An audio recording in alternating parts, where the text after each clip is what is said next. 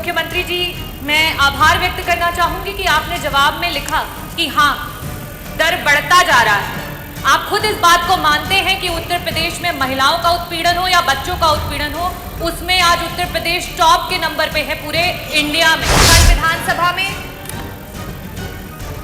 जब एक प्रश्न एक महिला जनप्रतिनिधि के द्वारा स्वास्थ्य मंत्री जी से किया गया, तो उनके द्वारा नंगा जैसा शब्द का प्रयोग करना ये दर्शाता है कि आपकी महिलाओं की तरफ क्या सोच है और आपकी सरकार कितनी संवेदनशील है महिलाओं को लेकर। आपको शायद अपने अधिकारियों पे भरोसा भी नहीं है कि एसपी बलिया होने के बावजूद भी बाहर से एक टीम भेजी गई और वहां पे जांच की। महिला संबंधी अपराध से जुड़े हुए ज्यादातर मामलों में समाजवादी पार्टी से डायरेक्ट या इनडायरेक्ट जुड़े हुए लोग उसमें इन्वॉल्व पाए जाते हैं। वो उस पीढ़ी का प्रतिनिधित्व कर सकते हैं जिस पीढ़ी ने कहा था, जिसने कहा था कि लड़के हैं गलती कर देते हैं।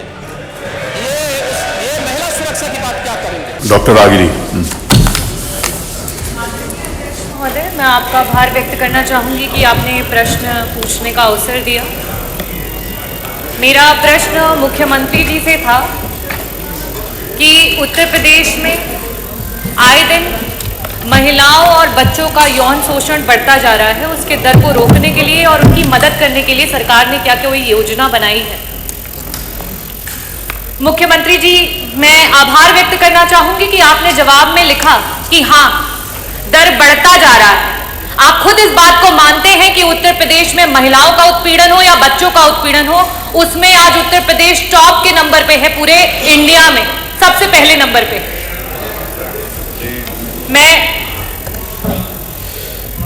और हमारे सारे सभी सदस्य जब सदन में विभिन्न विभागों के सवाल उठाते हैं, मुद्दों को उठाते हैं, तो बार बार यही कहा जाता है कि अरे आपने क्या किया, आपने क्या किया, आपने क्या किया। अध्यक्ष जी, जब हमारी सरकारें रही तो अगर इस तरीके की वारदातें हुई तो उस पे लोगों ने आक्रोश जाहिर किया, लोगों ने धरना किया और उसकी अनुमति मिली, लोकतंत्र जीवित रहा। आज ये स्थिति हो चुकी है कि आप स्वयं इस बात पे हामी भर रहे हैं कि एनसीआरबी के आंकड़े बढ़ते चले जा रहे हैं, लेकिन लोगों की आवाजों को बंद कर दिया जा रहा है। कल विधानसभा में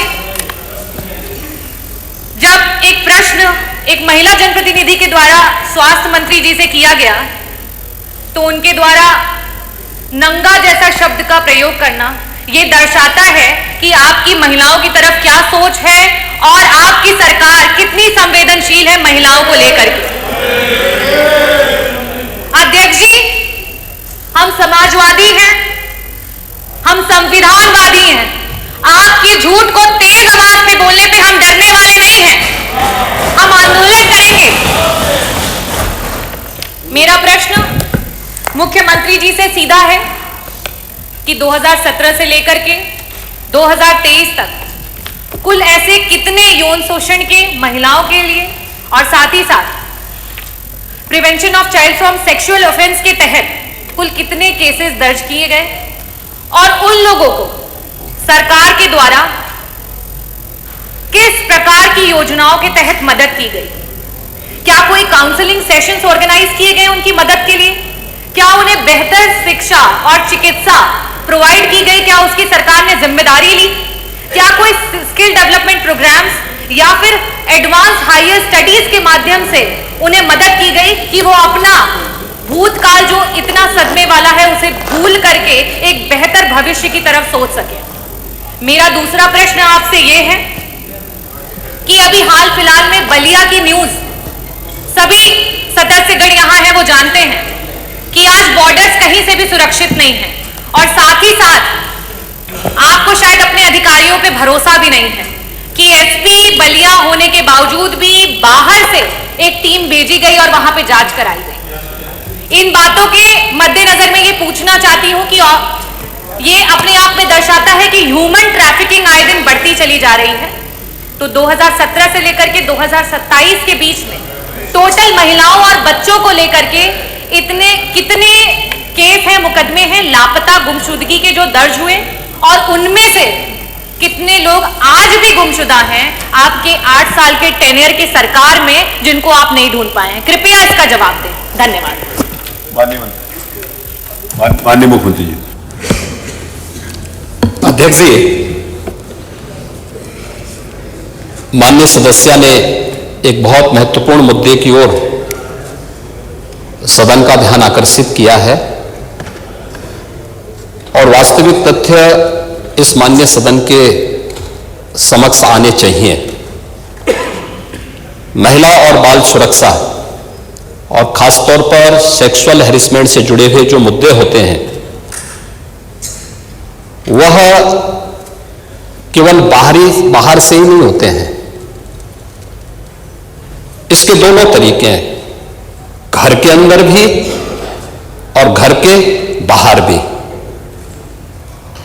और इसलिए इन दोनों मुद्दों को ध्यान में रख करके सरकार ने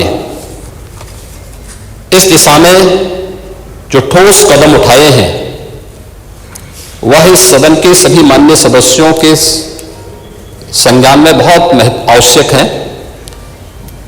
अगर मैं महिला संबंधी अपराध को, जिसमें घरेलू हिंसा से जुड़ी हुई जो या सेक्सुअल हैरेसमेंट से जुड़ी हुई जो मामले होते हैं, इन सब की तुलना करूं तो सबसे पहले माननीय सदस्य को मैं इस बात के बारे में अवगत करा दूं कि 2016 की तुलना में दहेज जैसी घटना के बारे में देखें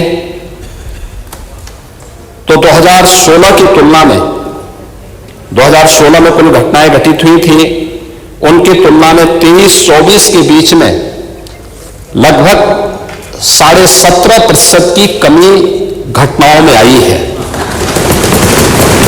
बलात्कार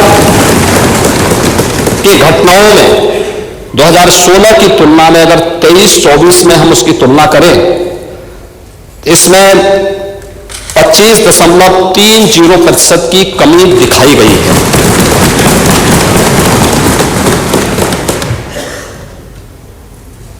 लेकिन अगर हम इन सभी बातों को ध्यान में रखें कि 17 से लेकर के 24 के बीच में महिला और बालिग जो नाबालिग बच्चे हैं उनके खिलाफ यौन उत्पीड़न से जुड़े हुए जो मामले हैं, उनमें से प्रदेश सरकार ने अपने प्रोसिक्यूशन विंग को मजबूत करने का परिणाम सामने आया है। 24,402 प्रकरण में अभियुक्तों को अब तक सजा दिलाई जा चुकी है। 17 से लेकर 24 के बीच में पास्को अधिनियम के अंतर्गत 9,875 अभियोगों में सजा दिलाई गई है। 2022 से 24 के मध्य में महिलाओं के विरुद्ध पास्को अपराध में न्यायालय के द्वारा 16,718 अभियुक्तों को सजा दी गई है, जिनमें 21 को मृत्युदंड, 1713 को आजीवन कारावास, 4,653 को 10 वर्ष या उससे अधिक के कारावास और 10,331 को 10 वर्ष से कम की कारावास की सजा भी दी गई है। और मुझे बताते हुए दुख है कि एंटी रोमियो स्क्वाड का जब हमने गठन किया था, सबसे पहले समाजवादी पार्टी ने इसका विरोध किया था, उसने विरोध किया था। और मुझे बोलने में भी कोई संकोच नहीं है कि महिला संबंधी अपराध से जुड़े हुए ज्यादातर मामलों में समाजवादी पार्टी से डायरेक्ट या इनडायरेक्ट जुड़े हुए लोग उसमें इन्वॉल्व पाए जाते हैं। और यही नहीं, महिला संबंधी अपराध में ये उस पीड़ित का प्रतिनिधित्व करते हैं, जिस पीढ़ी ने कहा था, जिसने कहा था कि लड़के हैं गलती कर देते हैं, ये महिला सुरक्षा की बात क्या करेंगे? ये महिला सुरक्षा के लिए तो समाजवादी स्वयं ही एक गंभीर खतरा है। और इसीलिए महिला सुरक्षा के बारे में प्रदेश सरकार पूरी तरह सचेत है, सक्रिय है। हर बेटी को भी, हर व्यापारी को भी सुरक्षा प्रदान करने के लिए पूरी तरह प्रतिबद्ध है।